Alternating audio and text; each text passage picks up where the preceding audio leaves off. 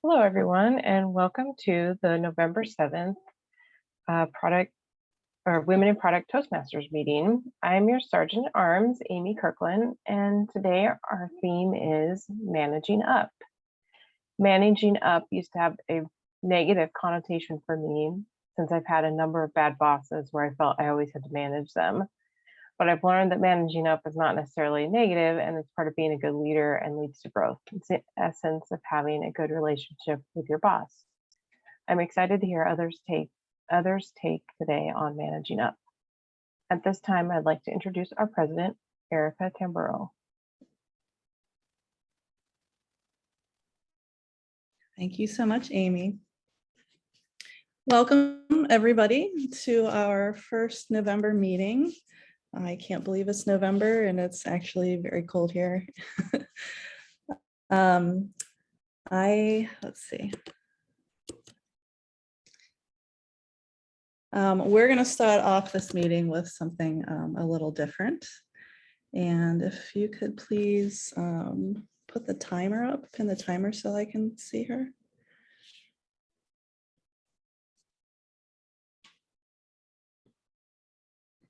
We're going to start off today's meeting with an award.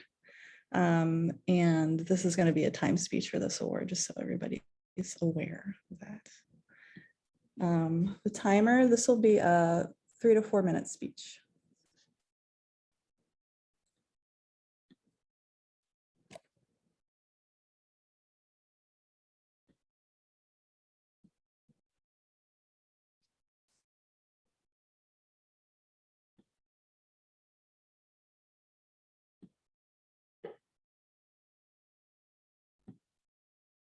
Is she pinned? I can't. Can you pin Siri? Yeah, yes, I did pin her. Oh, I'm sorry, I can't. Okay, thank you. So good morning, fellow women in Product Toastmasters. Good afternoon or evening for some of us. Today, I have a very special surprise to get our meeting kicked off. To start off the meeting, we'll take a moment to recognize one member of our leadership team who has gone above and beyond in her leadership and dedication to the club. Leading with a smile. The highlight of my week is often our Sunday meetings, to log on and to see your smiling faces, to talk about product, to learn about product, to practice and better ourselves. Svetlana Bazinian's smiling face in particular has been one that's been represented our club on numerous occasions. Can we pin Svetlana's smiling face? Sorry, I know that's a lot of pins. In her role as VP of Membership, she organizes all of our numerous guests that we have, processes club applications, helps with recruitment efforts such as open houses, and has created a process for recruiting new members from scratch. But as you know, she does much more. Svetlana, our vision for the club is empowering every woman's voice at the table. And the leadership team would like to recognize you for your commitment to this vision. You are always leading with a smile. And since you've taken up the mantle of VP of Membership, you've done an amazing job and a vast amount of work for the club. Can anybody guess the number of guests that we've had in the last 8 months that Svetlana's been in the role? Go ahead and type it in the chat. Can you guess how many guests we've had? 100, 20, 50, 100 is close. So I looked it up and I saw over 120. Oh, so Alina's close. 120. And I know for us that might feel normal, but for other clubs, that is just like unfathomable. I'll mention these numbers in meetings with other leaders and they're like, no way that's possible. It's true for us. Yes, it's incredible. Svetlana, you facilitated and greeted over 120 guests to our meetings, and that's not including multiple people that come as multiple guests. You've welcomed over 25 new members and processed their applications. You've led a wonderfully successful networking event at the annual Women in Product Conference. You facilitated club happy hours, helping us develop deeper friendships. And you've started the amazing mock interview sessions and helped members negotiate the interview process. Last but not least, you've worked diligently to build this club from the ground up. As part of the leadership team, it has been such a pleasure. In Toastmasters, all members are guided by a set of essential core values: integrity, respect, service, and excellence. And you're a leader that embodies all of these. As a thank you, I'd like to present you with a certificate of appreciation on behalf of myself, the leadership team, Freddie, and the Women in Product Toastmasters Club. Thank you for all of your hard work and for your leadership. Thank you so much. Big kisses to Freddie. What an amazing, amazing speech. Thank you so much. I need to go and double check those numbers. That's hard to believe. I hope I'm right. If I am, that's really extraordinary. Thank you again, Svetlana. And if we were in person, I would hand you a certificate. So instead, I'm going to email you a digital one. I will take it. Thank you so much. What a wonderful, wonderful message. And I so appreciate you and the rest of the team and all our amazing members and guests. Thank you for making all these opportunities for everybody. All right, so next we'll move on. Sorry, I didn't mean to mute myself. To club business. Go through that really quickly. All right, we have an anniversary coming up, which we will just celebrate on December 5th. So please join us for a toast and our club celebration. We'll be sharing some toasts, some recipes that maybe you guys will want to partake in during our celebration. And if you'd like to invite somebody that you think would be interested in the club to the celebration, that would be really amazing. One reminder that leadership meetings are on the second Wednesday of the month. So if you're interested in seeing what we do behind the scenes and learning more, please join us next Wednesday, this Wednesday, the next week. February, we are looking at club contests in February. If you are interested in helping out with the club contest, interested in learning more, please reach out to me. We will be sharing some more information on the club contest after we've talked about it a little bit more in the next leadership meeting. There is no meeting on January 2nd. And for anybody that has any questions or concerns or want to chat after the meeting, please stick around and the leaders will be there. I would like to take this opportunity to welcome our guests for today. I know we have one, Angela. Angela, would you like to say hi and how you found out about us? Yeah, hi, Angela Forbes. I am based in Wisconsin, so it's very cold here. So you see me in a scarf. Oh, okay. It's nice to meet all of you, so thank you. I had heard about this Toastmasters group actually from a number of different people. Tammy Jo Benson comes to mind as the most recent person who recommended this group to me. And so, yeah, I just wanted to see, I've been thinking about Toastmasters for a while, and a Women in Product Toastmasters seemed perfect. So I'm really excited to be here. So thank you, Svetlana, for getting me in today. I appreciate it. Sending the invitations, I know that's a big, big job. So thank you.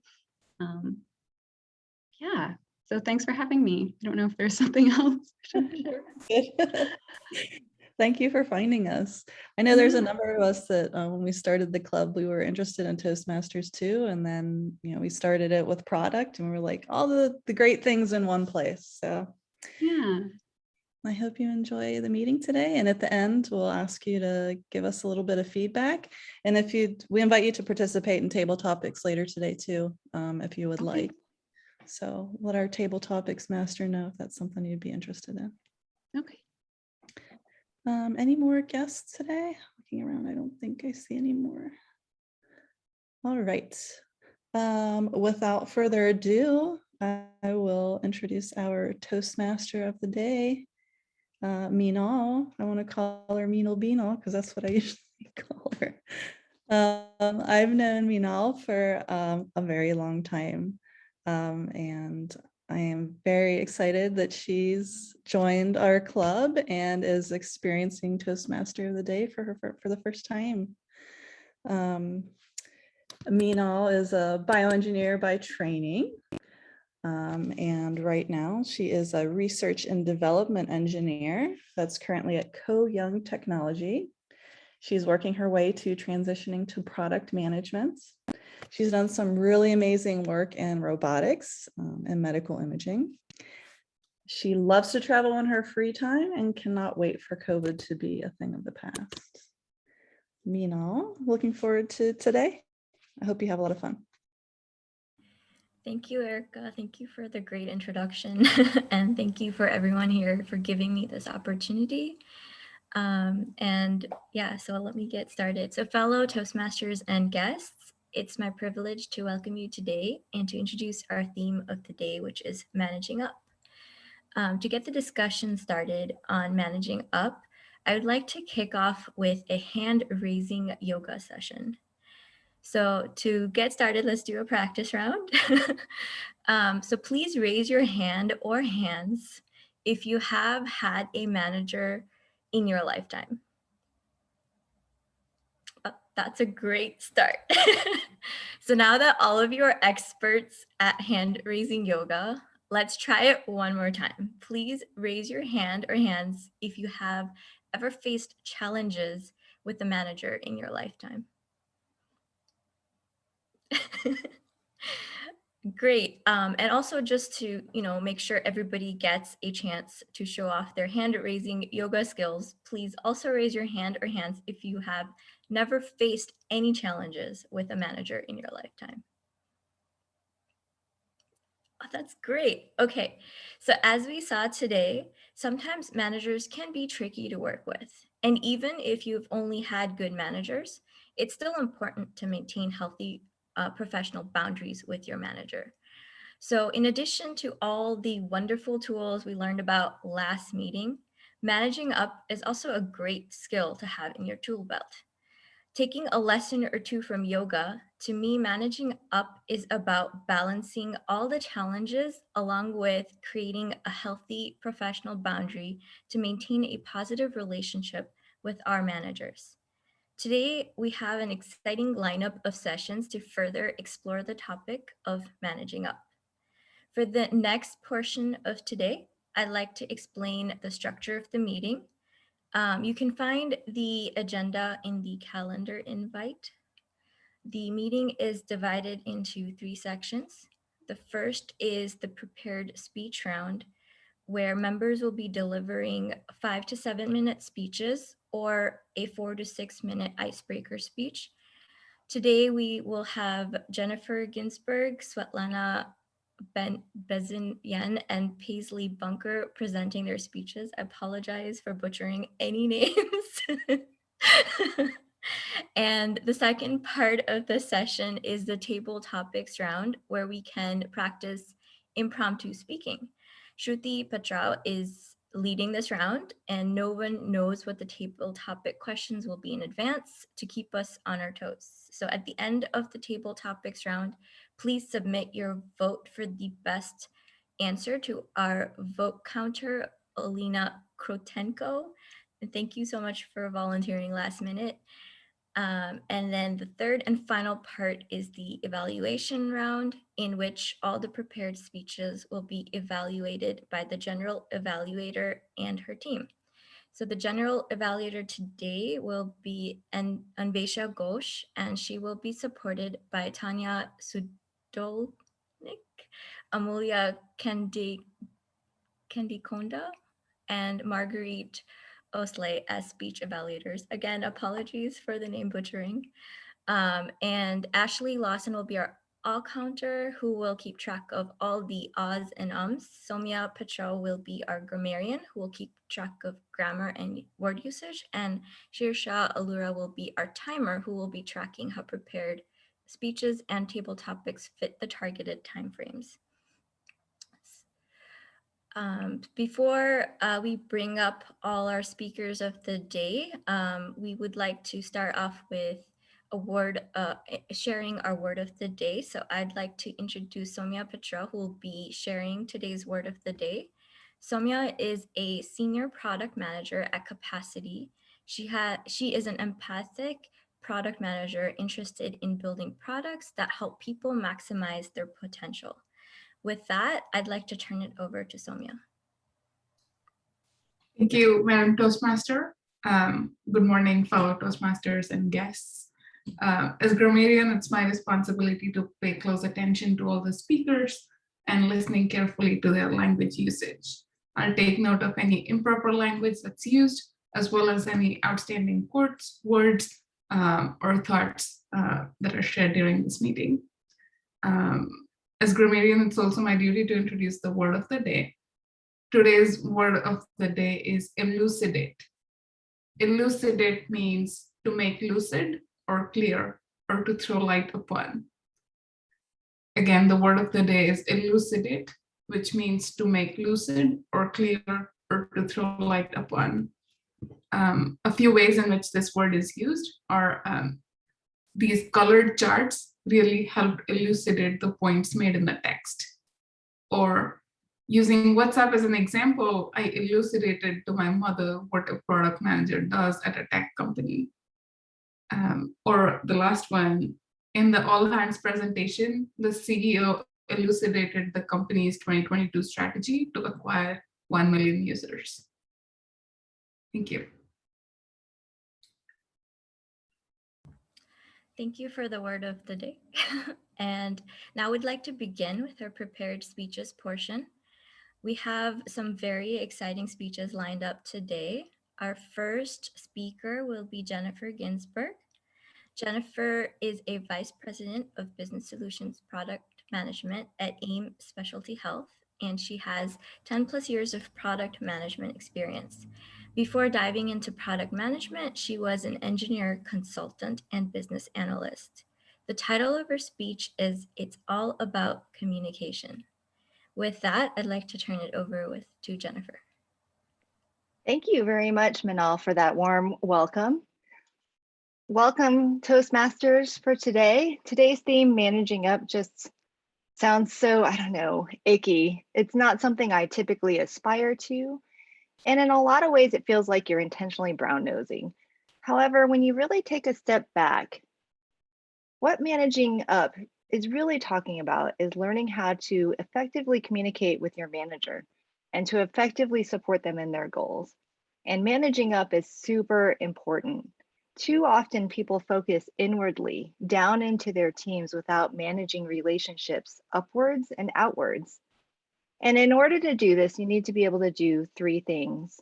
1, understand what your manager's preferred style of working is, along with their communication style. Secondly, understand what's important to your manager and make their job easy. And lastly, share major accomplishments and areas of opportunity. As a product manager, it's important to understand what your boss thinks. What do they want to know? How do they want to be involved? This always comes back to communication. Your boss will likely have 1 of 4 communication styles that they prefer: direct, initiating, supportive, or analytical. Managers that have a direct communication style really appreciate quick, concise communication, and they have a propensity towards action. Does that sound familiar? I'm sure many of you have managers or experienced managers that have that impatience. if you will, to the way they communicate. They'll want to know what the next step is. What's your plan and how are you going to get there? The second one in terms of communication style is initiating.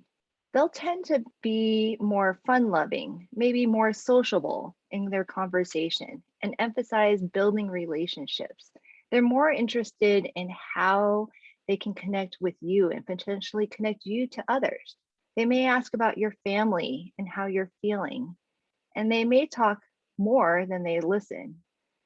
People with a supportive communication style are active listeners and will tend towards an easygoing and stable atmosphere. When communicating with a supportive boss, leverage their ability to help you to think through problems. Use them as a sounding board. And lastly, analytical people tend towards facts, details, and may like to have information presented in a way that demonstrates that you've done your research. Personally, I found that I tend towards direct or analytical communication styles. And so once people understand that about me, communication becomes significantly easier. I've also learned as a people leader, and I've led people and teams of people for the past 15 years of my career, I need to flex my style when it's needed. But I always tell my folks that they need to be explicit on what we're really talking about and how can I help them.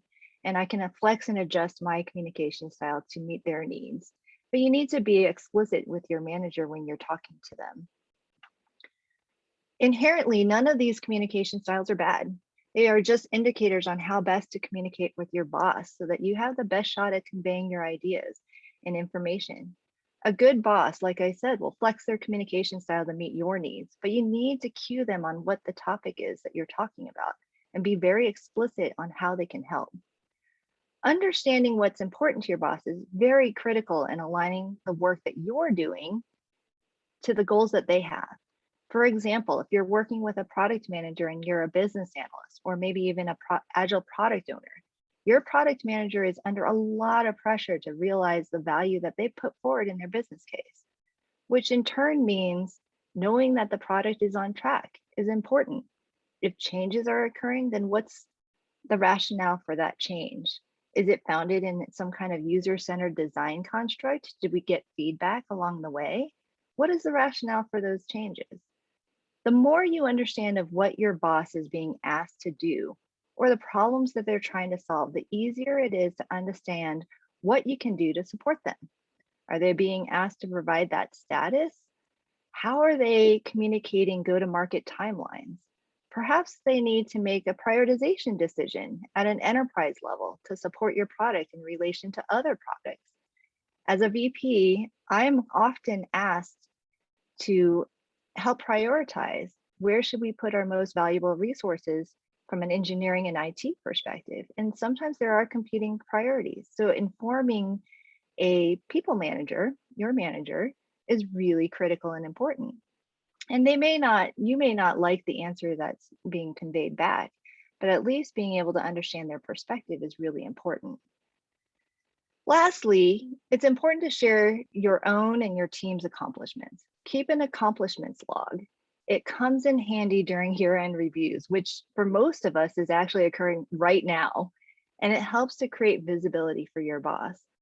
Too often, people hope that their good work is getting noticed. Be vocal. More often than not, your boss may not realize the work that you and your team are doing. Champion yourself and your team's accomplishments. It helps to boost morale and creates greater visibility on how you are adding value to the organization at large. And so in summary, managing up is more than just brown nosing. It really is about communicating effectively with your manager in a way that resonates with him or her. Take that time to really understand their communication style and their working style. Get to learn and understand what are your manager's goals and how you can support them. Make their job easier by coming forward with solutions and brainstorming if you need to. Align that information that you're communicating towards their goals. And lastly, share that success and the wins that you've accomplished. Don't be afraid to toot your own horn. Managing up really comes down to communication. Thank you. I'll hand it back to you, Manal. Thank you, Jennifer. That was a great speech and we learned a lot. Thank you. So now to give our evaluators some time to finish evaluating the speech, we'd like to open the floor for a 1-minute Q&A session. So Sirisha, can you please put 1 minute on the timer and we can start with the questions. I have a question. So Jennifer, you mentioned multiple communication styles. What if your manager isn't sure what their communication style is? How do you help them maybe figure out what they prefer? Well, part of it, I think, is just, especially if it's a new manager to you, is just ask, like, and get that feedback. And I appreciate it when folks ask me, hey, is this information useful? And also why?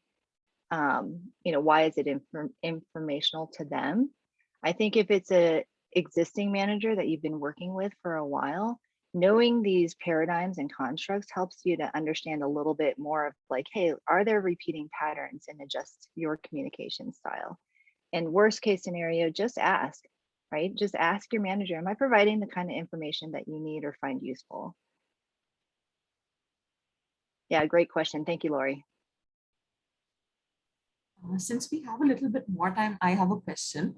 So when you went from direct contributor to a people manager, did your communication style change because when you went from indirect leadership to direct leadership? Yeah, I would definitely say my communication style has changed over time, and it's still a learning curve for me. I think there are different levels of management. There is like what I consider the line level manager, which is directly interfacing with individual contributors. And then there's more of the broad vision piece. So as you sort of climb that corporate ladder, if you will, you're less potentially connected down to the ground level. And so that communication style becomes much more broad and visionary and strategic in the way that you communicate. Thank you guys for all the great questions, and thank you, Jennifer, for providing us insights. I think the time's up. And so our next speaker will be Svetlana. And Svetlana is a senior product manager at Axiom, a global B2B legal services marketplace, transforming the legal industry with talent and technology. Previously, she was a product manager at a direct-to-consumer e-commerce brand after over a decade working in global human rights law, international arbitration, and corporate law. Having immersed herself in a legacy industry and then becoming a product manager, she finds nothing more satisfying than lending a hand to help innovate that industry. The title of her speech is Lead, Follow, or Get Out of the Way. With that, I'd like to turn it over to Svetlana.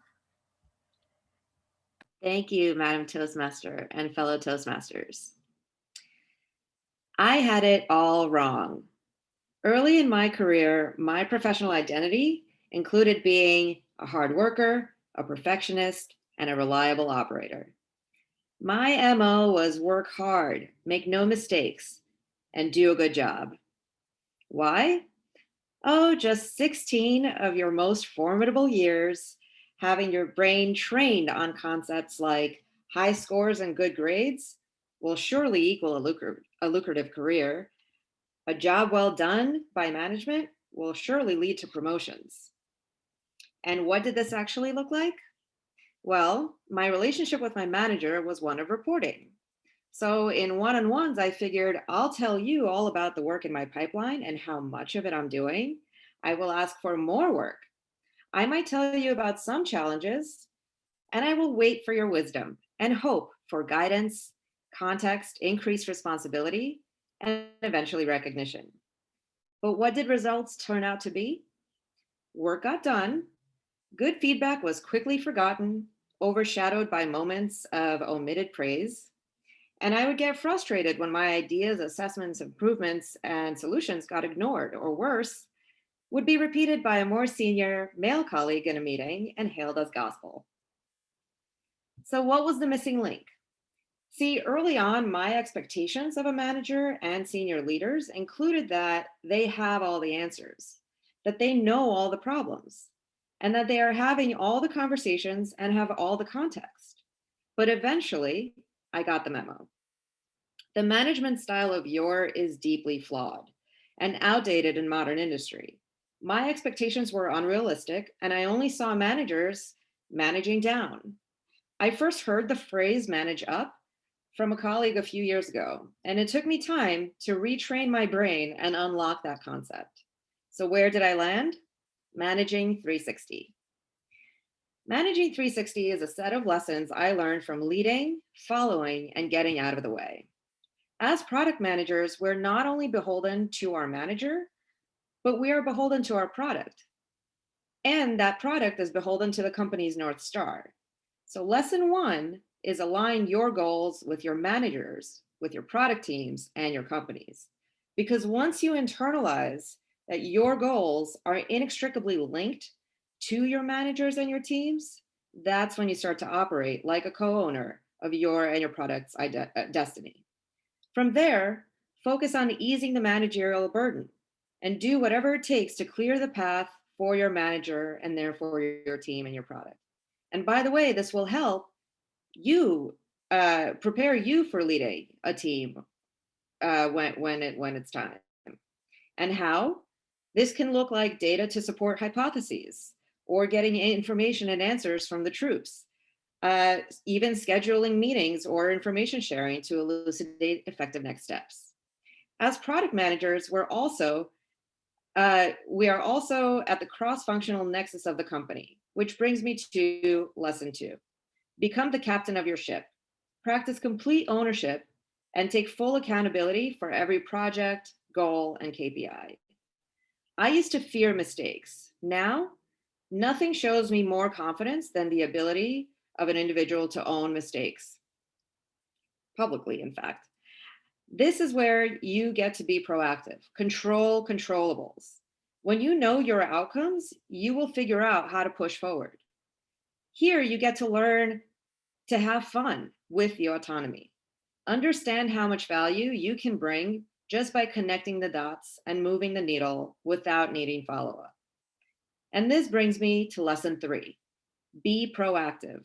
Avoid needing a manager to check in on things by over-communicating.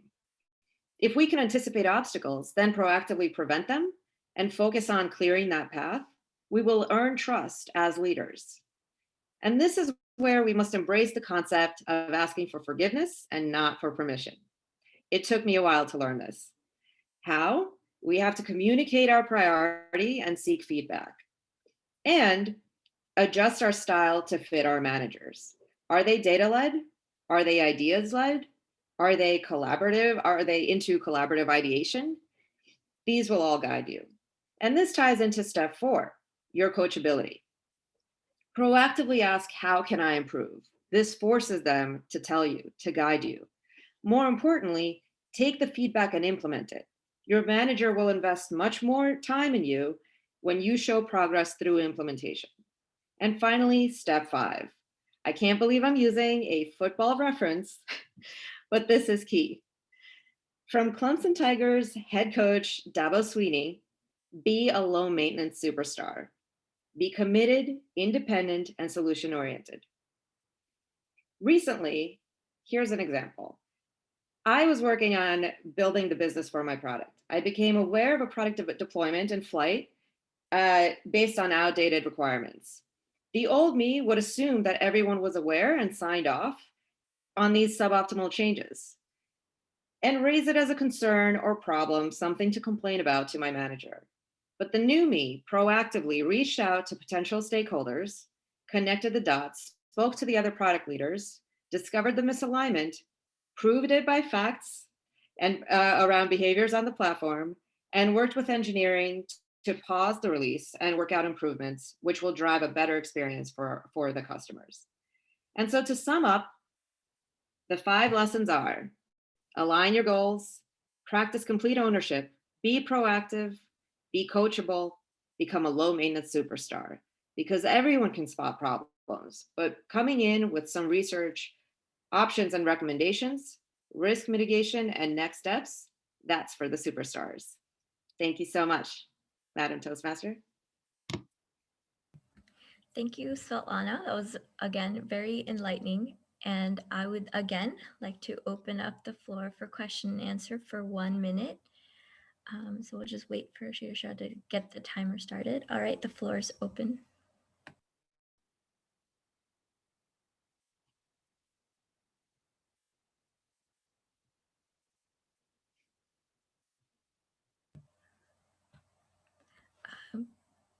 Does anyone have any questions, or I can ask a question too? Great.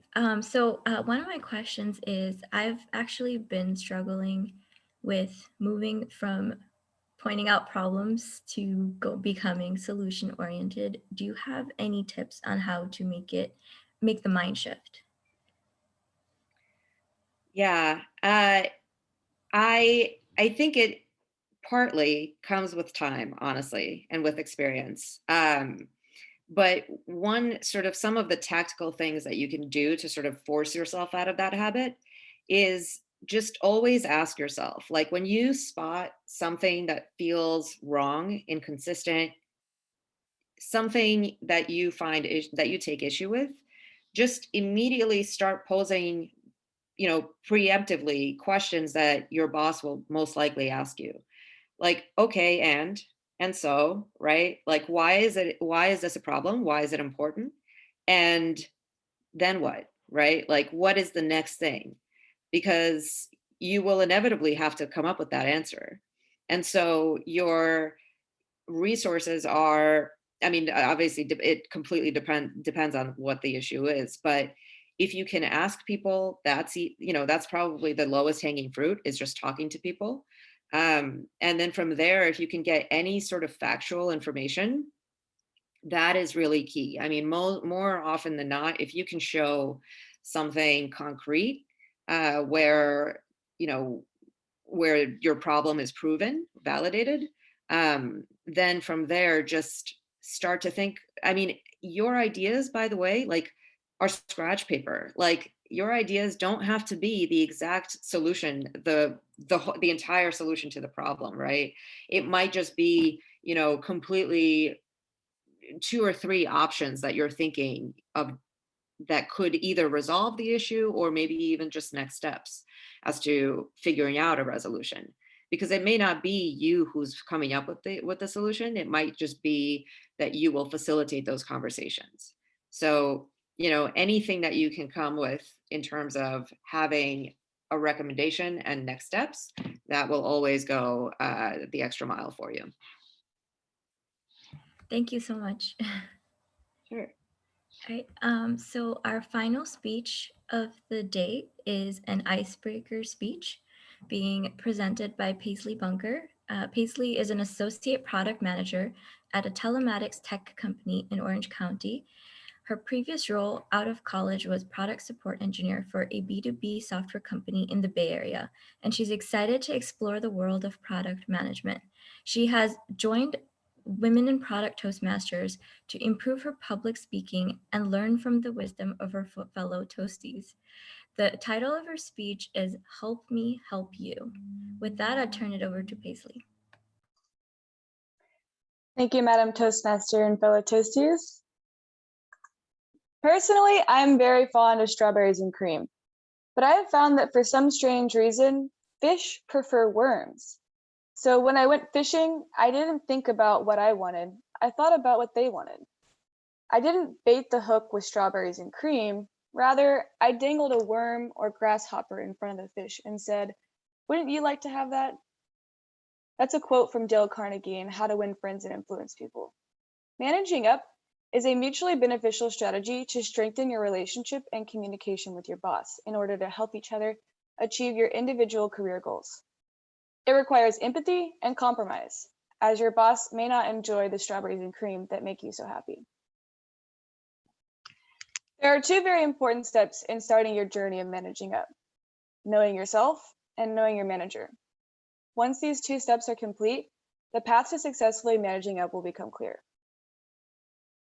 You may think to yourself, well, Paisley, I feel like I already know myself. I don't think this is much of a step.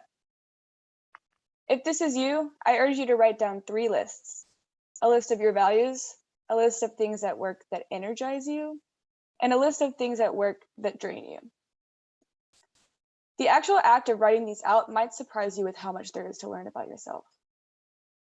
And as for knowing your boss, it's important that you develop a genuine interest and curiosity for this individual. What are their goals? What frustrates them the most? How do they deal with problems? And how do they digest new information best? Do they prefer more detailed explanations, or do they like to get straight to the point? And this is something Jennifer mentioned in her speech earlier. And when you really take the time to analyze these things, it will elucidate how you and your boss operate differently.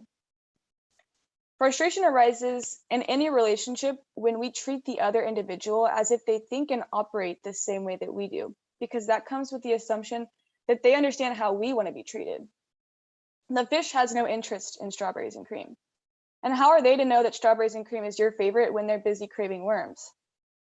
The reality is, it is our responsibility to let individuals know how to best support us. We must help them help us, and this is the foundation of managing up. Your manager wants to be a good manager, and that means A, producing results, and B, having direct reports that feel seen and supported.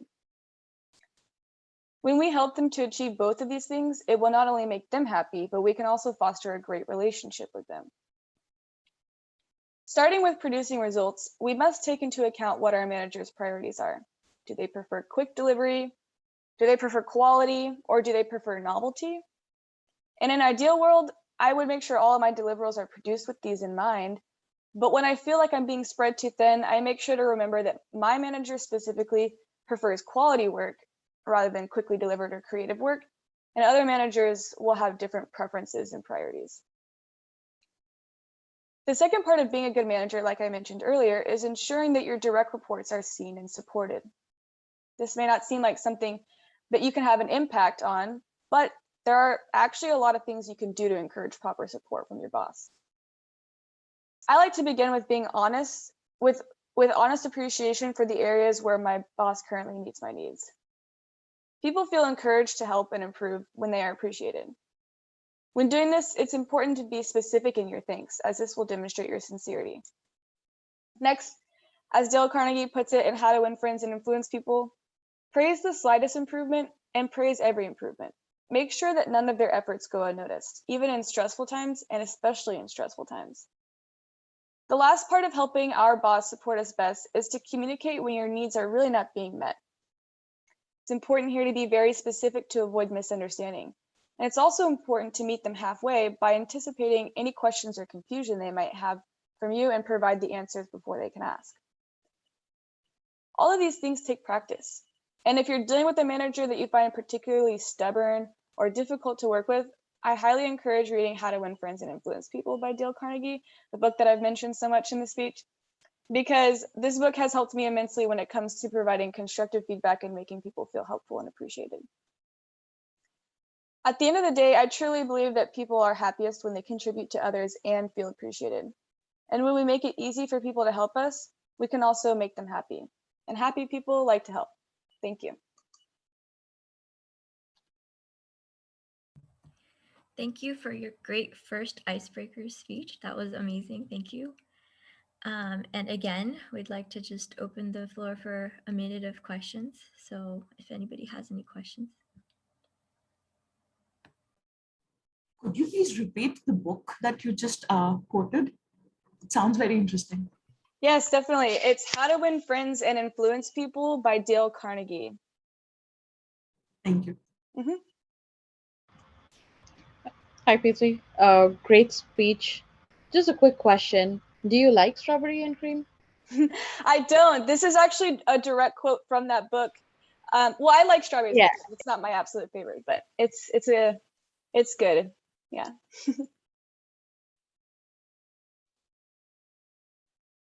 Good question.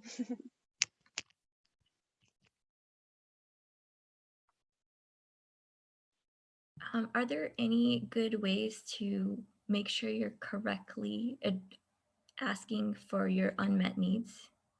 Because I know that could be tricky. You mean, is there any way to make sure that it's effective the way you're communicating? Yes. That lapse? Yes. I think that is a tough question, and I think it definitely depends on the manager, but let me think about that.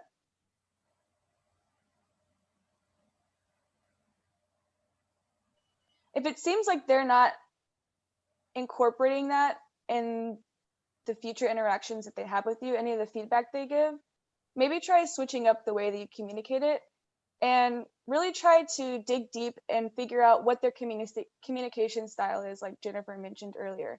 Sometimes we can be speaking different languages when it comes to communicating our needs. And I think it's just important to take note of how best they respond in other areas of work as well, not just your needs, but any projects that you work on with them. How do they best absorb that information? And try to use that in the same way when you're communicating, what your needs are and how they're not being met. Does that make sense? Yeah, definitely. Thank you so much. I mean, it's definitely a tough question for me too. So that's why I was asking. Yeah, thank you. Thank you for insights.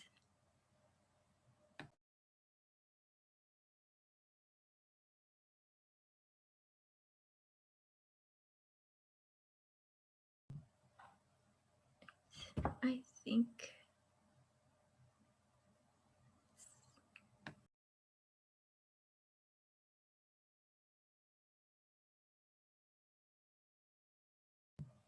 Okay, I think we are good to move on. So with a great start of the day from our speakers, thank you so much for everything you've shared with us today. The knowledge, experience, and wisdom that you've shared today was elucidating and informative. Now we will be moving on to our second portion of the day, which is our table topics round. This will be hosted by Shruti Patra, and Shruti is a principal product manager in Yum Brands. She loves reading, especially the ones that fire her up her imagination and make her a better person, personally or professionally. The most interesting thing in her life right now is being part of this Women in Products Toastmasters Club, as it is helping her better her speaking and listening skills.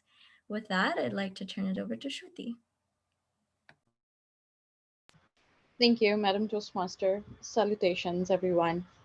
So before I start, the goal of table topic session is to challenge us to improve our impromptu speaking skills, to give us the opportunity to formulate a structured answer to a question on the spot.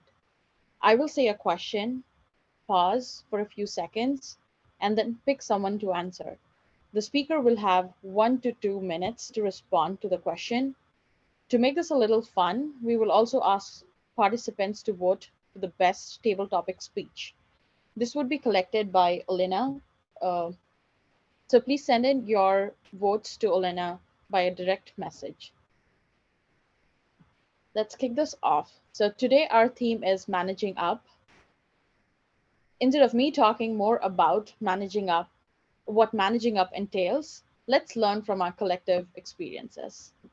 The intended outcome of today's session is to have questions bring out answers on what, how, and why of managing up, and some tips and tricks from personal experiences.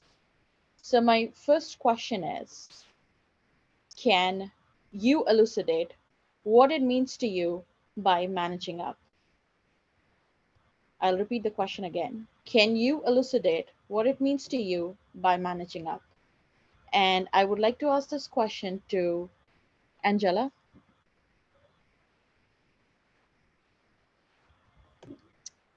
Sure.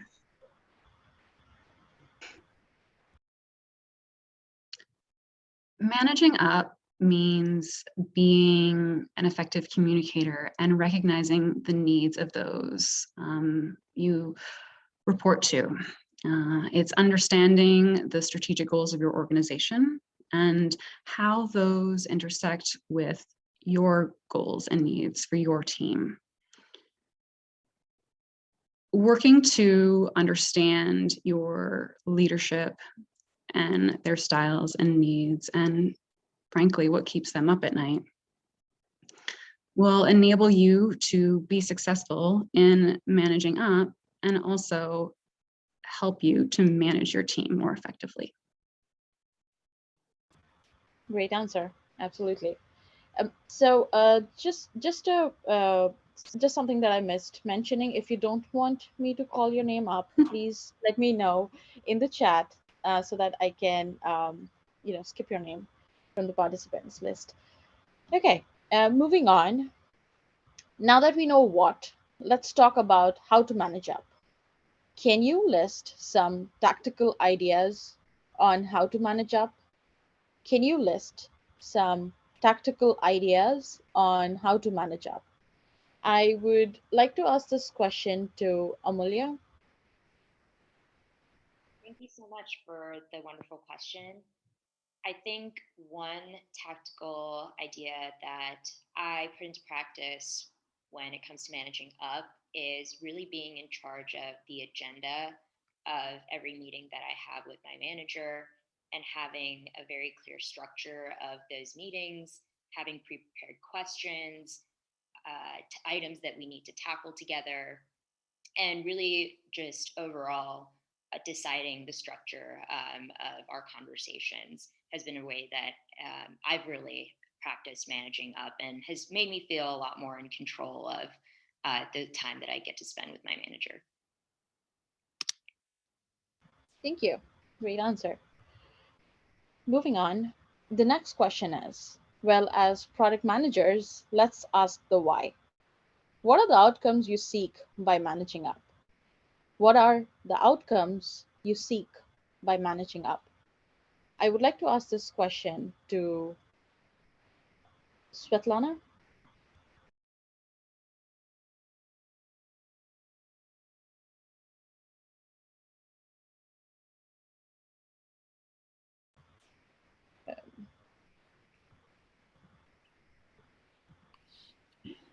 Thank you. Yeah, thank you so much for the question, Table Topics Master. So for me, I think the main outcomes I'm looking for when practicing tactics to manage up, they would be shared goals, right?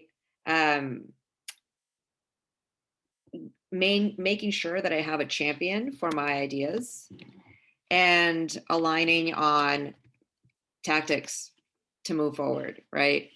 And the outcomes that we're looking for. So the outcome is maintaining a shared sort of alliance around what outcomes we're seeking in the work that we're doing. So for me, I would want to understand which KPIs or which goals exactly in terms of the company strategy for our product strategy, what is that line that we're trying to move toward, right? And with that, I want to make sure that whatever ideas I have or I'm formulating, I have my boss on my side, right? So running my thoughts and concepts by them, and making sure that I have sort of someone to champion me in terms of hierarchy. Because obviously, depending on the organization, but really frequently you will want to have someone above you supporting you if and when you need that support. And finally, coming up with recommendations for next steps, but then also getting input. Because again, something I've learned over the years is if you don't ask, you will not get. And so if you need some help or even just kind of validation of your own ideas, you want to come with those ideas and thoughts sort of on paper and actually show what it is that you're thinking of doing, and then you'll get your feedback. Wow, for an impromptu speech, that was a great answer. A lot of points, so thank you. Moving on to the next question. Share an instance when your efforts in managing up helped you through an issue that got escalated to your manager. Share an instance when your efforts in managing up helped you through an issue or anything that messed up that got escalated to your manager. I would like to ask this question to Anshu.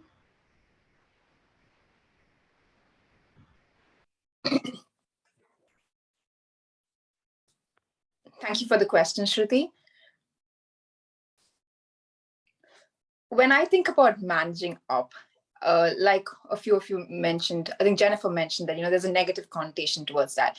But I think over time, I realized what it really means.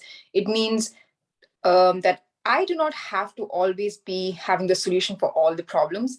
Over time, I realized I need to discuss with my manager and my skip one, etc., to understand what their vision is, what their goal is, to truly understand what my goal is. So that is something I learned over time, and that's what I realized what managing up really is. And if I have to talk about an instance, I think over time I realized there were multiple instances where I got help just because I gave visibility to the challenge or problem I was facing in ways that I did not imagine I would get. One example would be I am working on a brand migration project to be legally compliant for my new parent company. And I have a deadline of 2 months during which I need to get a lot of things done. And one main concern was I needed extra additional engineering resources. So I need to open like POs and sourcing requests. Usually this process in a big company like ours can take months or weeks, but I have a deadline of 2 months. So bringing that issue to visibility to my managers and Skip One, they were able to help. I mean, I could suggest names of people who were supposed to do the approvals and who could help us get this sped up. And my Skip One and the leadership helped me, put in a word for me to help escalate that entire project. So this is just one instance of when I could like speed things up or get a challenge resolved by just making this issue or the challenge visible. But I know there's going to be many more coming up, and always talking about your challenge to your manager and Skip One can bring in a lot of perspective and light to help solve this problem quicker. And you will be at peace as well. Over to you, Shruti. Thank you, Anshu. Thank you. That was a good experience to be shared with. So thank you so much. Moving on to the next question. How do you use your one-on-ones with your manager? How do you use your one-on-ones with your manager? Can you share what key aspects you try to get out of it? I would like to ask this question to Paisley.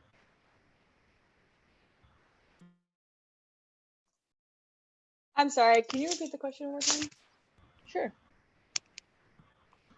How do you use your one-on-ones with your manager? Can you share what key aspects you try to get out of that meeting? I schedule one-on-ones as frequently as possible with my manager, and it really depends on which boss I have as to how frequently they want to have them. But when I do have them, I like to spend the full extent of the time. And if I run out of work stuff to talk about, I talk about, how was your weekend, and kind of spend time forming a bond with my manager, because I just think that makes working so much better. But as for the work aspect of the beginning of the call, I usually like to start with a list of questions I have, which I will prepare before the one-on-one. And then going off of those questions, if there's any advice that I need on certain projects, I'll make sure and let my boss know what I've done so far to solve those problems, and then ask if they have any advice on those particular topics that I was talking about. And then I'll ask them if there's anything that they need to share with me. And then once all that's over, we can have a chat, like a friendly discussion afterward. Great, thank you. That's a great segue into the next question, which is, do you have a good rapport with your current, did you have a good rapport with your current manager, or had a great rapport with your previous managers? And building relationships with or bonding with your manager is usually difficult. So if yes, how did you build that? What was the way you chose to build a great bonding with your manager? Let me repeat that question. I added a lot of things to it while speaking up. So did you have a good rapport with your current manager? Do you have a good rapport with your current manager, or had a great rapport with your previous managers? If yes, how did you build that bond? I would like to ask this question to Sarah. Thank you, Madam Table Topic Master, fellow Toastmasters, and honored guest. I do have a great rapport with my supervisor, as well as my previous experience with other supervisors.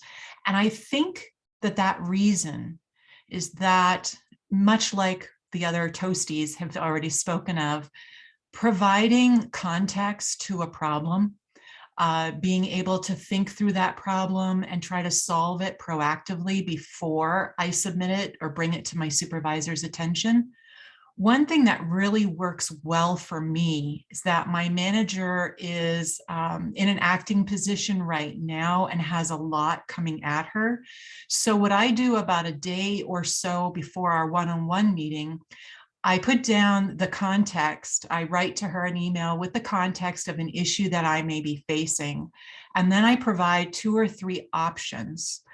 And I think that for this particular person that I work with, that opportunity of having the options really helps to kind of prime the pump before we have our one-on-one, so that those meetings are much more elucidated, that we can cut out a lot of the fluff and get right to the meat, because typically a 15 or 30-minute one-on-one usually gets segmented down to maybe 10 or 15 minutes, which is not a lot of time to be able to come to a solution.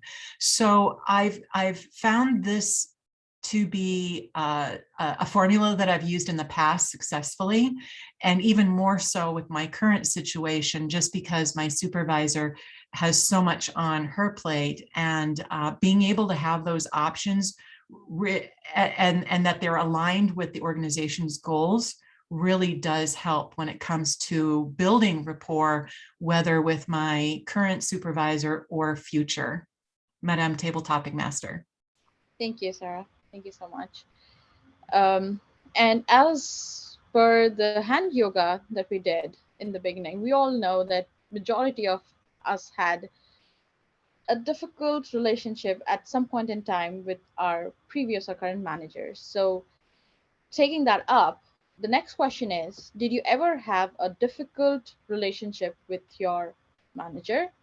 Can you share some tips for handling such a relationship?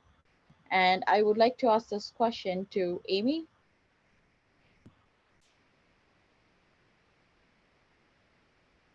Sorry, you have to pin yourself, Amy. Sorry about that.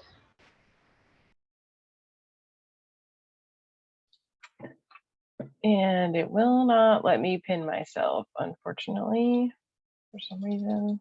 It's odd. Oh, there we go. Thank you. Sorry, no, can you repeat the question? Yeah. So my question is, did you ever have a difficult relationship with your manager? Can you share some tips on handling such a relationship? I've had a couple of difficult relationships with managers. I guess some of the tips that I've used to try to manage that relationship is to just have open and frequent conversation with them, give them feedback and sort of how I'm feeling about how things are going, and without trying to, cautiously giving them feedback. I had a difficult manager one time who was not a product person, so I had to sort of train him on product and what it meant to be a product manager, and explain why I was doing different things. So I think it helped to explain to him, here's my process, here's the things that I'm doing to as a product manager, and here's what I need from you, or that how you could help me, things like that. And I guess the short of it is just having a really open conversation with them frequently, and talking things out. Thank you. Thank you, Amy. So Madam Toastmaster, as per my timer, I see that I'm at time. Do you think I still have time? if you want to do one more question, I think there's Sure. 3 minutes. Yeah. Okay, thank you. So my last question is, leaders have shared templates for updating status updates with your manager in order to hold yourself accountable and make it easy for your manager to digest the information. Have you ever used any template for sharing status updates? If yes, would you like to talk about it? So I'll repeat the question. Industry leaders have talked and shared templates for updating status updates with your managers in order to hold yourself accountable and make it easy for your manager to digest that information. Have you ever used a template for sharing status updates with your manager? If yes, would you like to talk about it? And my question is to Anvesha. Sure. Usually it depends on whether it's for one-on-ones versus just a general project update, because often we manage multiple projects. So there's like specific leaders for specific projects versus when it's a manager, it's a collective. For project status updates, I typically like to, first of all, highlight kind of like what status is it in? Is it green, amber, red? Usually alongside that, the first thing I introduce is accomplishments, because that puts everybody in a happy mood. Then after that, I talk about critical issues, and then, you know, what sort of feedback are we looking for, any major risks and things like that. But when it comes to my manager, what I like to do is, since it's multiple projects, of course, I have a section where I break it down by project and I attach what the status is. But again, highlights, because it puts them in a good mood. Again, what do I immediately need help on? And just as somebody mentioned, kind of like options or suggestions so that they feel like they have a choice. It's not like it's being forced down whatever they have. And then last bit is kind of like, I like to put personal updates to get that extra personal touch about like what's happening on my side. And that often becomes kind of like the starting point when we start our one-on-one conversation. But yeah. Thank you. I never did the personal updates, and it seems like a very good idea. Thank you for that. So that's all from my side, Madam Toastmaster. Thank you. Thank you, Shruti, for like such a great set of questions and getting us all thinking on our feet. And also a shout out to everyone who participated in our table topics round today.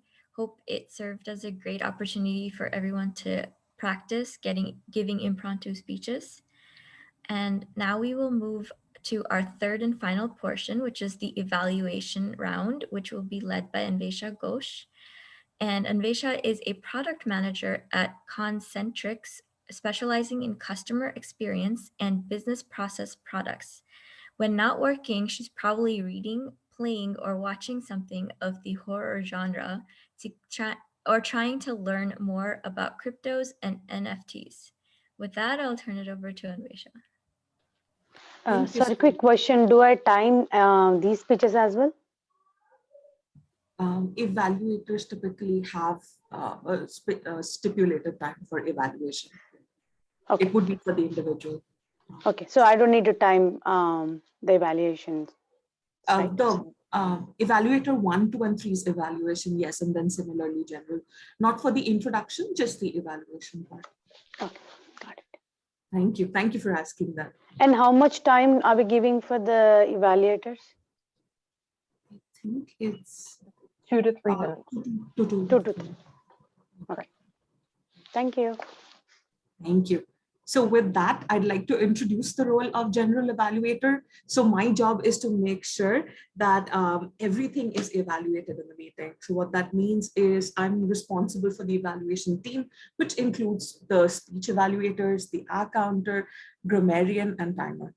Trust me, I'm new to the process, but I'm just trying to add my flavor to it or my feedback to it, hoping that our club improves. And in general, for the specific duration of the meeting, what I actually did is I took notes and I kind of, thought about things that went amazingly as well as what could be improved, especially around timeliness, enthusiasm, preparation, organization, performance of duties, etc. So with that, I'm extremely proud to be introducing my evaluation team.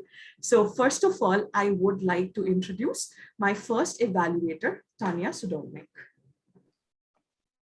Thank you, Madam General Evaluator.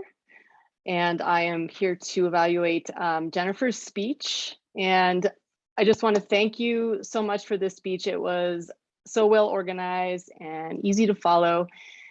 Simple takeaways for us all to better understand our own communication style, as well as the communication style of the managers that we deal with every day, and help me understand how it impacts, you know, the folks that actually that I manage as well. So much like managing up, I did get a little bit prepared for this evaluation, and one of the things that you wanted me to pay attention to is just, you know, the ease of being able to do a speech on Zoom and your communication style. So Business Insider lists a few tips to making Zoom speeches less awkward and more compelling. And one is to be conversational, and doing that is being relatable. And I'd give you a big green check, gold star. You seemed very comfortable, and that put us all at ease from the start. Another one by Business Insider is to ask rhetorical questions. Another gold star, big check. You asked, does that sound familiar? So I thought that was a really nice job.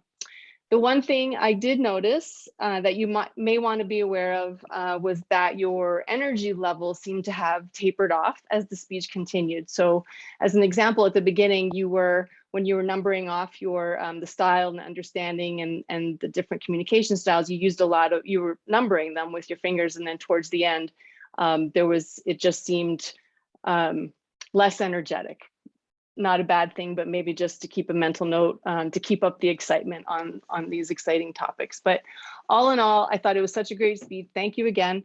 And I am going to start an accomplishment log tomorrow, ASAP. Keep that going, because I think that was a great tip. So simple, but awesome. So thanks again, Jennifer. Great job.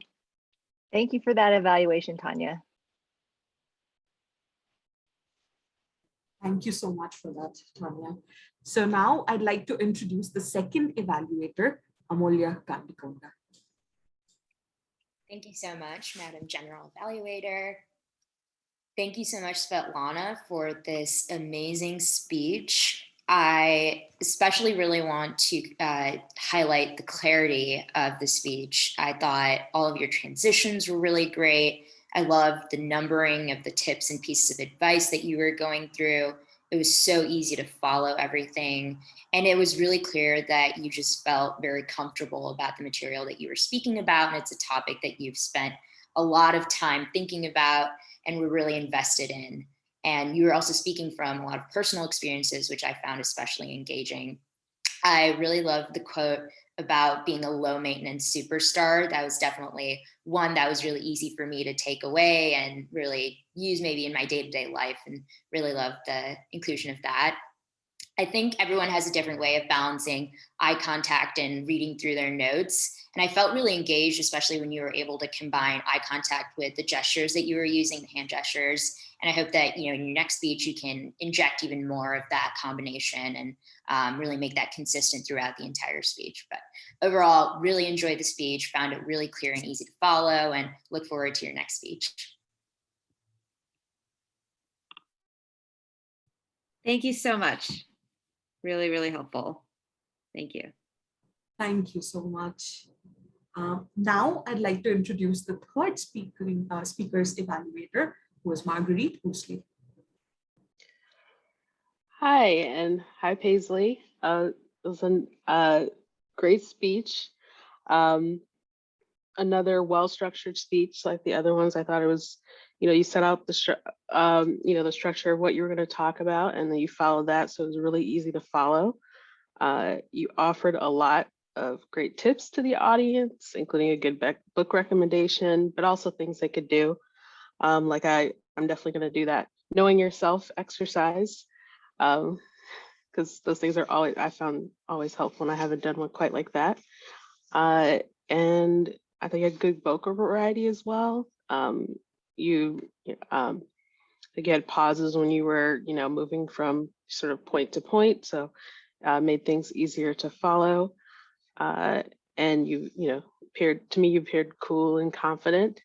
And you knew your speech, you seemed to know your speech very well.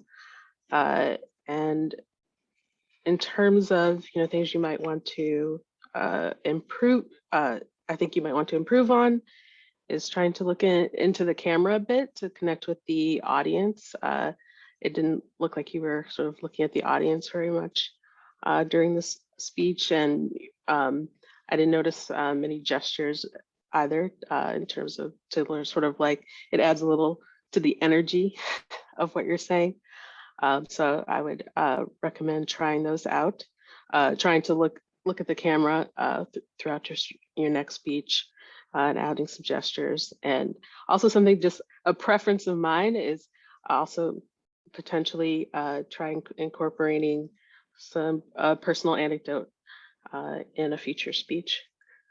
But otherwise, it was really great and really helpful. I enjoyed it. Thank you, Paisley, and back to you, Madam General Evaluator. Thanks, Marguerite. Awesome. And for everyone, I am sure you noticed that our Madam President actually gave a speech right in the beginning, which was a social speech. And so we are actually going to have an evaluation for that as well. And our evaluator for that speech is Sarah Gagnon. Thank you, Madam General Evaluator, fellow Toastmasters, guests, and most especially Erica. I love this social speech. I've never actually seen this done in Toastmasters before, so this was a new experience for me. I love the fact that you built this excitement right from the beginning, because I kept thinking, who is it? Who is it? You did a wonderful job on being clear, concise, and personable. And by, again, highlighting Svetlana's accomplishments in the club was phenomenal. And I love the fact that you engaged your audience, all of us, by asking a question, namely, how many guests was Svetlana responsible for bringing into the club? And that was really elucidated a lot of excitement. You have a very good eye contact while you were speaking with us. You pushed through interruptions, like whether it was a dog barking or whether there was inability to pin different pictures. You didn't get flustered whatsoever. You just kept pushing through. So that was phenomenal. If you were to do this speech again, the only thing that I could think of for improvement would be gestures. And truth be told, I'm not certain how this should be done on Zoom, considering that we have such a small area to play with, maybe stepping away from the camera and using more space like this. But that would mean that you're on your feet, and that might not be the best situation for you, depending on how you feel. Also, I didn't know where your speech would come into play. I thought it would be more towards the end, so I wasn't aware of the flow, and it kind of took me back by surprise that you were doing it in the beginning versus at the end. But that was just because I didn't see the agenda beforehand. Other than that, I think you did a fantastic job. I can't wait for more speeches like this. Great job, Erica. Back to you, Madam General Evaluator. Thank you so much, Sarah. So that's the end of the evaluations in terms of the actual speeches. We will now go over each of the reports that we have. So first of all, I'd like to introduce our grammarian again, Soumya Bunker. Thank you, Madam General Evaluator. And what a great set of speeches that we have had today. And I'm very proud to see all of the ways that you all have used the word elucidate in your speeches to elucidate the concepts that you wanted to share. Paisley and Meenal, both Paisley, you used the word elucidate in your prepared speech. Meenal, you used the word elucidate while you were being a Toastmaster and conducting the whole meeting. Shruti, you used it while asking a table topics question. And Sarah, you used it twice. You used it during an evaluation and during a table topics answer, which is really great. Other uses of grammar that I thought were really interesting were one by you, Svetlana, where you said, become the captain of their own ship, which the imagery provided the context or the picture that you're trying to convey regarding ownership. And Paisley, I thought you used grammar and imagery really well 3 times. One was in your example of strawberries and cream versus worms, and just the concept of combining food that you like to your own ways of operating versus someone else's way of operating was really helpful. Another way you used imagery was you said we could be speaking different languages. While you didn't mean different languages literally, the fact that two sets of people have different thoughts and there's a communication gap between them, that really illustrated the point. And this is not an imagery, but just a thought that you used, that happy people like to help, which also brought forth the point that it's on us to help our managers be successful in their roles, so they are more likely to help us. Thank you. That was my report. Back to you, Madam General Evaluator. Thank you so much, Shobya. And now I'd like to introduce our counter, Ashley Lawson. Hello, everyone.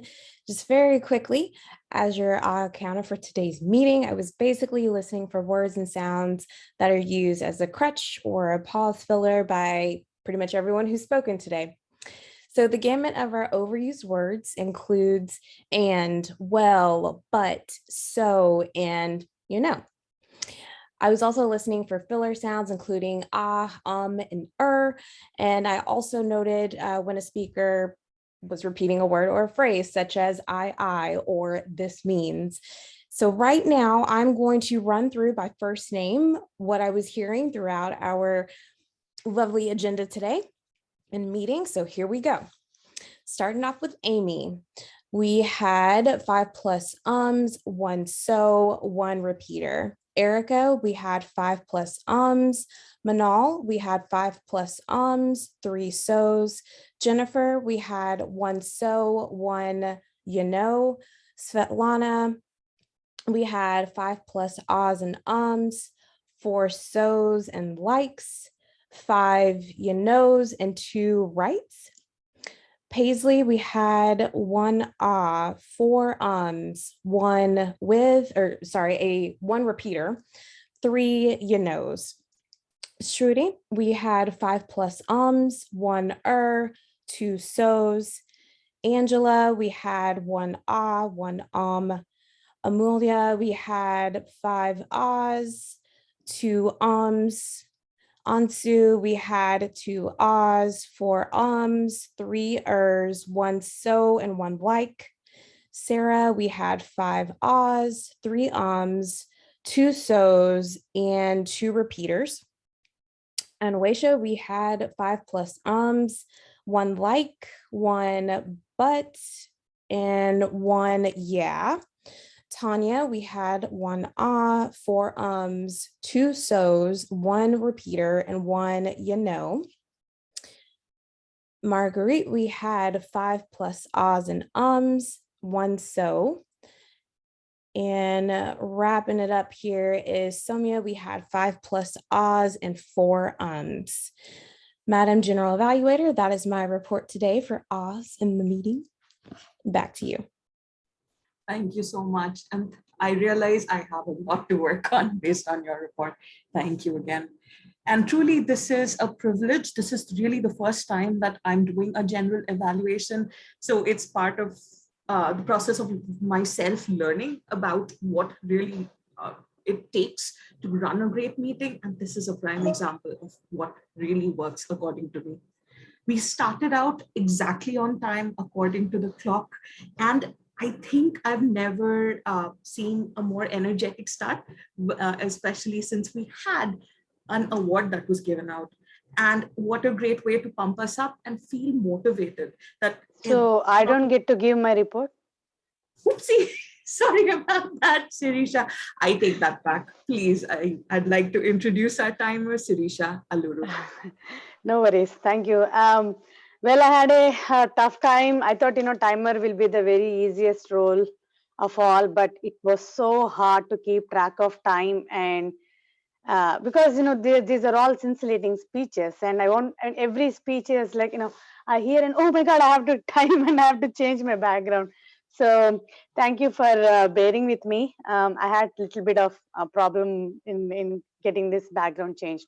But I'll quickly, I know we are at time. So Jennifer was within the dot, like, her first speech was at 6 minutes.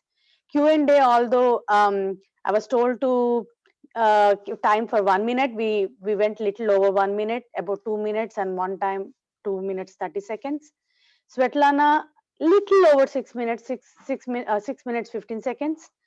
Paisley, sorry if I butcher your name. You were under 5 minutes, your icebreaker speech, 4 minutes 43 seconds. And all the table topics are within 2 minutes. So nobody has crossed that 2 minute mark. So amazing job on the timing. I only felt like a little disappointed because I didn't get a chance to speak today. And I saw the speakers got another chance at table topics. So maybe there will be a better way to pick people who can get more chances to speak. So over to you, Anvisha. And I think, since I went after our counter, my arts and norms will not be counted. Lucky you. Thank you for that. Thank you for that. Thank you. I really enjoyed the topic today, and I hope I elucidated what I was thinking in my mind to use that word, but until last minute, I didn't get a chance to speak. So I enjoyed the session today. Thank you. Over to you. Great. Thank you. Thank you. And so continuing with the thought that I was expressing, it was a great way to start with a recognition, and it really helps motivate us all. And with that, we had a fantastic start. Like our Madam Toastmaster immediately engaged us and broke the ice and made us feel freer, especially with the hands yoga. And that really got us into a topic that was close to our heart. And that was what was great about the topic. It resonates with anybody, right from somebody who's like just starting out in their career to people who are higher up in the leadership ladder. So that's what was great about it. Something that I think we've experimented with before, and we tried something different, is for the different roles that we had, we didn't get a chance to give introductions right in the beginning, but we did it exactly when our roles came into picture, especially during the evaluation part. So it's an open question, something to definitely experiment, whether it's worth elucidating what the roles are early on, so that especially if we have somebody new in the picture, our guests, they have a better idea about what to expect, especially in terms of like the table topics, because what happened was, the guests did not even have, or anybody else did not, I think, have enough time to just mention that they were not interested in participating, since we want this to be a safe space. But again, this is something to be experimented with. Maybe it can work out. Maybe we can go back to our old system of giving definitions before. But in terms of everything else, I kind of felt like it really flowed really well. People really went out of their way to play their roles and explain the context of how it was supposed to roll. Our timer especially had a tough time in terms of just having to keep up with the speeches. And I agree that, I wish we had more time, but in terms of the time we had for table topics, I think we covered a lot of people, which was very, very commendable. And hats off to the questions, because they resonated in terms of how to engage people. They were questions that we think about on a day-to-day basis when we have managers that we deal with on a regular basis and have to learn to manage up. But other than that, I think this is a prime example of how our club has a lot of enthusiasm, how we are all striving towards improving it day by day, engaging in this everlasting quest for improving our product management skills and leadership skills. So thank you for this club, and thank you for playing all your different roles, whether you're giving speeches, participating, or playing roles of evaluation or leadership. We are where we are because of all the work that you put in. Thank you so much. And with that, I would like to hand this back to our Madam Toastmaster. Thank you, General Evaluator, and the rest of the evaluation team for helping us all improve ourselves today. And I would like to pass it to Olina for the winning vote counting announcement now. Thank you, Minal. Team, I think we all should agree that the vote was pretty tough this week, not only because we had 8 participants, but because all the answers were elucidating and insightful. So thank you for that, amazing answers. However, we do have a winner, so drum roll. The word goes to Ansu. Congratulations. Back to you, Minal. Thank you, congratulations, and thank you for everyone for joining and participating today. I'd like to turn it over to our club president, Erica, now. Thank you, everyone, for such a fun day. I would like I would like to invite Angela to give us some feedback if you'd like to today. Let us know how you enjoyed today. Yeah, no, it was great. You know, the energy has been awesome and everyone's been super welcoming. I think I've been picking things up as we've gone. I have some questions, you know, just some things I don't know if I missed, but, you know, is the goal for everyone to be using the word of the day in all of their speeches? I think sort of started to figure that out. And then just, you know, I feel like I have questions about all the roles.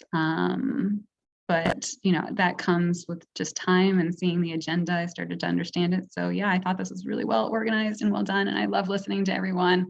And the topic was just so timely, actually, for me. So thank you. Thank you for your feedback. If you'd like to stay after, I can talk to you a little bit more about the roles and let you know. Yeah. Schedule me. Yeah, that would be great. Awesome. Thank you so much, Angela. Without further ado, I'm going to hand it over to Lori so she can do her VPE, I almost said VPM, VPE announcements, and we can wrap up for the day. Lori? Awesome. Thanks, Erica.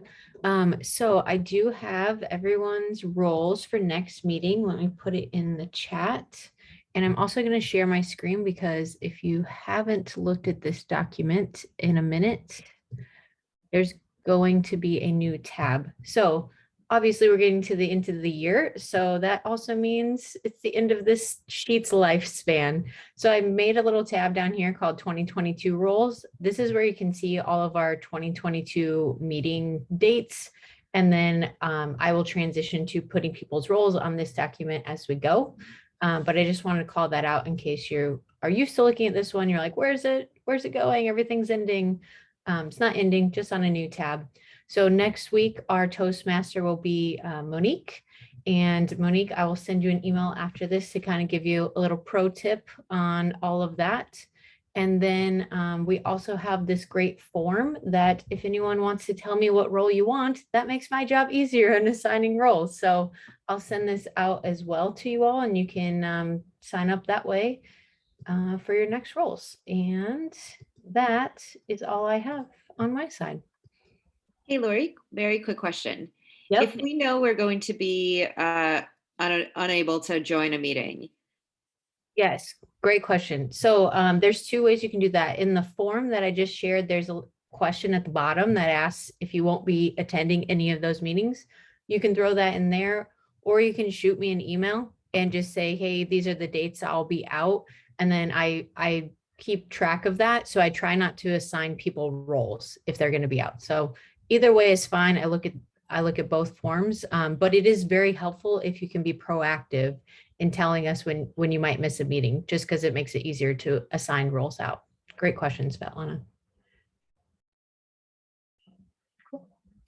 All right, that's all I have. I will turn it back over to our SSA to wrap us up and get us out of here.